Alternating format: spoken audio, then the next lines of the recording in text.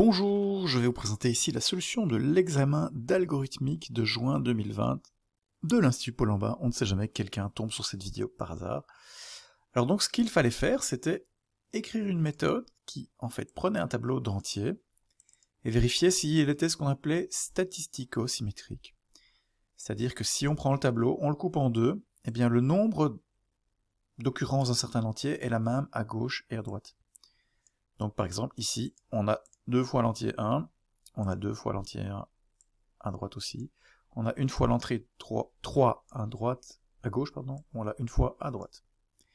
Si la taille est impaire, eh bien, on ignore l'élément du milieu, c'est-à-dire qu'on va compter, ici on va 2 occurrences de 5 et 2 occurrences de 4, ici 2 occurrences de 5 et 2 occurrences de 4. Les entiers sont compris entre 0 et l'entier max inclus, donc c'est pas 0 et 10, qui est une erreur classique que j'ai vu quand même apparaître pas mal de fois. Et donc, on a des entiers qui peuvent être compris entre 0 et entier max ici. Alors on va regarder la solution. Eh bien la solution la plus simple, c'était de faire, en fait, d'avoir un tableau dans lequel on va retenir pour chaque entier le nombre d'occurrences de celui-ci, en faisant un comptage, qui serait inspiré du tri par comptage qu'on a vu au cours. Et donc ici, si on regarde, on a un tableau comptage qui va de 0 jusqu'à entier max, donc il faut que la taille soit entier max plus 1. Ça c'est une autre erreur classique que j'ai vu souvent. Parce que si on met 10, eh bien on a des entiers de 0 jusqu'à 9, donc il faudra mettre 11 ici, donc entier max plus 1. Et donc pas mettre 10 ici, ni mettre 11, parce que on veut que ça reste défini par rapport à la constante. Hein, ok.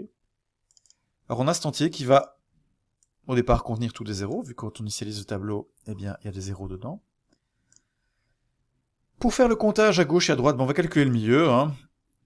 Donc par exemple, si on prend ici ce tableau-ci, on a une longueur de 6, et donc le milieu c'est 3.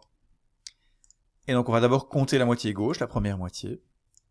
Et donc ce qu'on va faire, c'est qu'on va parcourir le tableau de 0 jusqu'à non compris le milieu, donc jusqu'à 3 pas compris, hein, donc 0, 1, 2. Donc on a bien ici, on va compter bien cet élément 0, l'élément 1, l'élément 2, mais pas le 3, parce qu'il s'agit de celui-là, donc on est déjà dans l'autre moitié.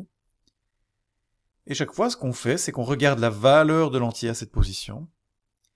Et donc, comme le tableau comptage, en fait, ce qui va se passer, c'est qu'à l'indice 0, il va compter le nombre de 0, à l'indice 1, il va compter le nombre de 1, etc. Donc ce tableau comptage va contenir le nombre d'occurrences. Oups. Ça va. Le nombre d'occurrences à la position de la valeur. Et donc on l'augmente de 1, parce qu'on vient d'en rencontrer 1. Et ensuite, ce qu'on fait, eh bien, on va décompter la deuxième moitié. On aurait pu faire un deuxième tableau, ce que beaucoup de gens ont fait, dans lequel on compte, et puis on compare les deux. Bah, ici, je choisis de décompter. Et pour ne pas m'embêter, savoir, mais tiens, dans le fond, quand je suis en impair, qu'est-ce qu'il faut que je fasse? En fait, ce que je fais, c'est que je vais aller en arrière. Donc, je vais dire, j'ai un J qui va être longueur moins 1, et en fait, je vais le décompter chaque fois. Donc, je vais commencer ici, quelque part, et chaque fois, je vais le décompter. D'accord?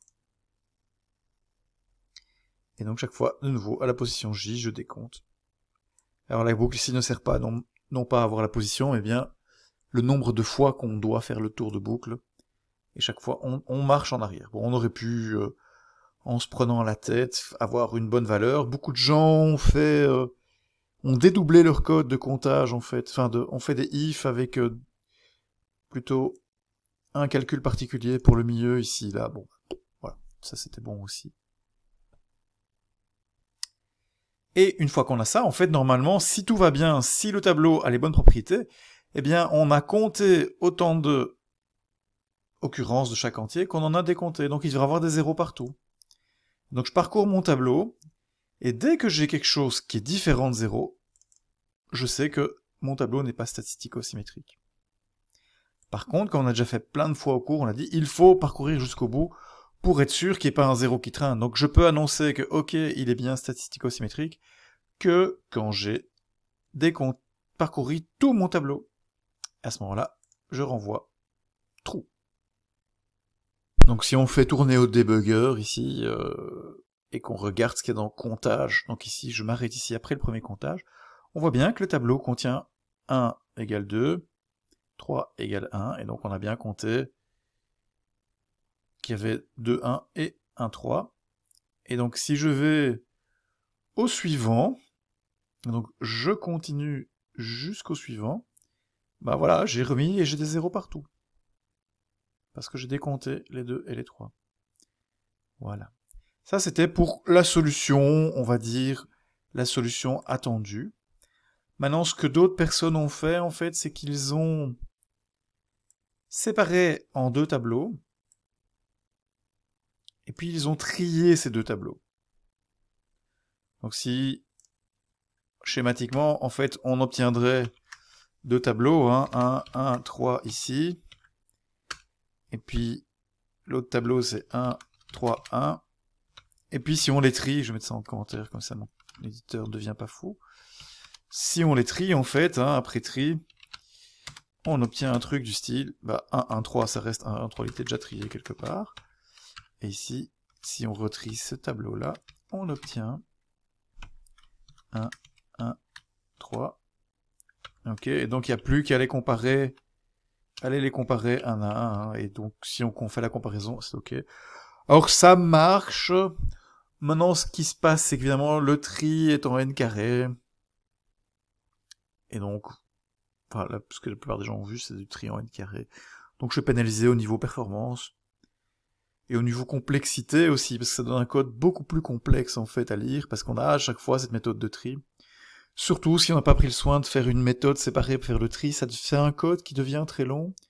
Surtout que certains, en plus, ont dédoublé le tri de la partie gauche, le tri de la partie droite, en dupliquant les algorithmes de tri, donc là j'ai vraiment beaucoup pénalisé.